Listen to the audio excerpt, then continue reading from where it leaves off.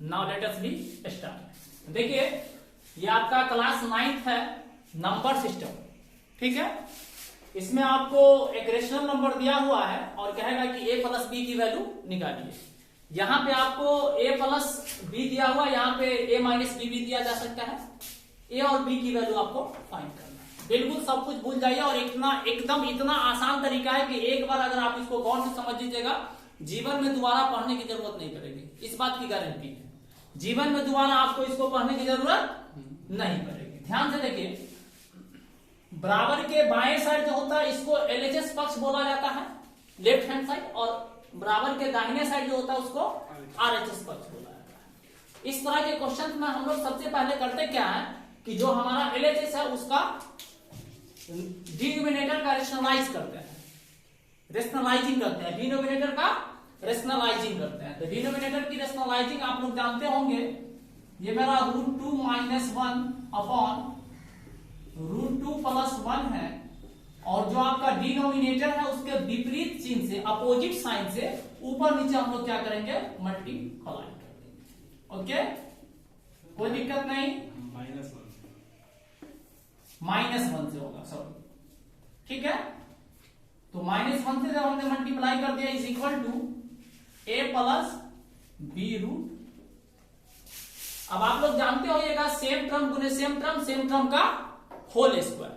√2 - 1 यहां भी है, √2 - 1 यहां भी है। तो √2 - 1 को जब √2 - 1 से हम लोग गुना करेंगे तो क्या हो जाएगा, √2 - 1 का होल स्क्वायर अपॉन, ये आपका क्या हो गया, a plus B into a minus B. तो a plus B into a minus B का फॉर्मूला होता है आपको a square minus b square, a square minus b square. तो a की वैल्यू मेरी क्या हो जाएगी, √2 हो जाएगी, और b की वैल्यू क्या हो जाएगी, 1 हो जाएगी। देखिए a plus B into a minus B, तो a स्क्वायर करेंगे तो √2 का स्क्वायर हो जाएगा, और माइनस b स्क्वायर करेंगे तो 1 का square is equal to a plus B root. कोई दिक्कत नहीं है। अब आप लोग जानते होइएगा बच्चों कि a माइनस बी का whole square is equal to formula होता है a square minus 2ab plus b। 9th class के बच्चे के लिए ये बड़ा इंपॉर्टेंट फॉर्मूला है, याद होना चाहिए। a माइनस बी का होल स्क्वायर क्या होता है, a square minus 2ab plus b square. तो हम लोग क्या करेंगे, इसको इसी फॉर्मूला पे तोड़ेंगे। तो a की वैल्यू क्या हो जाएगी, √2, और v की वैल्यू क्या हो जाएगी, -1। तो √2 का स्क्वायर करेंगे तो 2 हो जाएगा, और -2 इंटू a की वैल्यू √2 इंटू b की वैल्यू 1। देख रहे हैं ना, a और b, और प्लस b स्क्वायर तो क्या हो जाएगा आपका 1 का स्क्वायर 1 अपॉन, ये आपका √2 का स्क्वायर क्या हो जाएगा, 2 हो जाएगा, और -1 का square 1 is equal to a plus b root. कोई दिक्कत नहीं।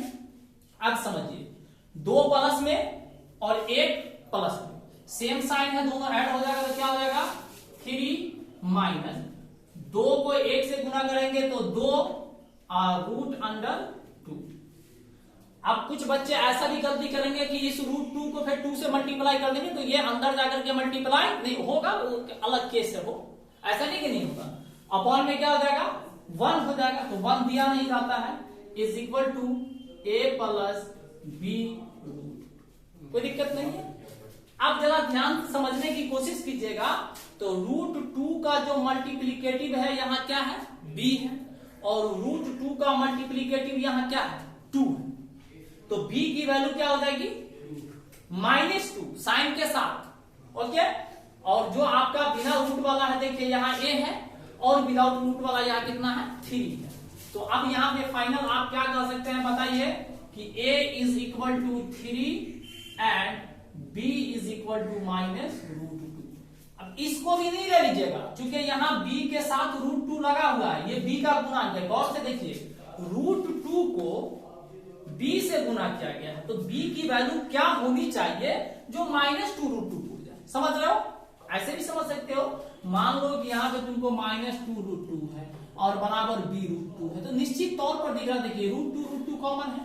आप ऐसे भी कीजिएगा तो b की वैल्यू निकालना चाहिएगा, तो b इज इक्वल टू क्या हो जाएगा, -2√2 अपॉन √2 b के साथ मल्टीप्लाई में है, √2 छू हो जाएगा, तो b इज इक्वल टू आपका ऐसे भी आ जाएगा -2।